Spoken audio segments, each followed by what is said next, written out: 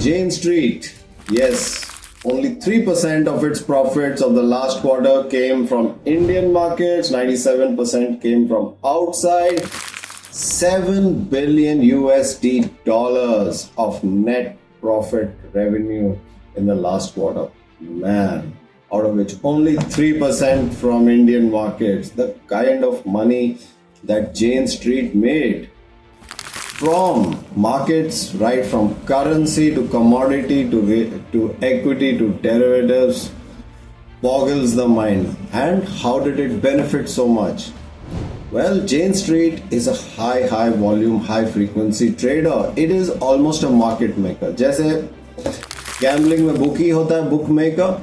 He's constantly there offering bid ask, लेनी देनी, खाया दिया kind of spreads, the bid ask spreads, small margins between them, constantly making market in all these commodities, currencies, securities, and in that way it constantly is present with thousands of transactions every minute, every hour, every day. And while that was going on, yes, Trump came to the party with news about sanctions, tariffs, all of these royal commodity markets and equity markets. While this was happening, suddenly there is panic and volatility, and the guy who's present there with thousands of trades, bid asks every minute, they get to profit. Their algos and their traders get to manipulate and get to profit from increasing bid ask spreads. जब बहुत सारा volume आता है, लोगों को काटना, ये commodity काटना है, रशिया पे सैंक्शन आ गए हैं, क्रूड ऑयल काटना है,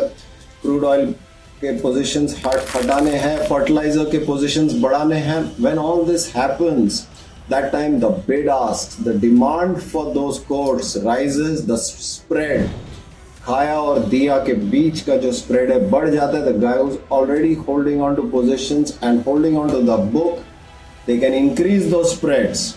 And that is how, by operating in markets ranging from US treasuries to Asian derivatives to commodities, forming the back end for all the commodity giants like the Glencores and Trafiguras. That is how Jane Street, with its algo and its highly paid traders, made so much money in just one quarter, $7 billion.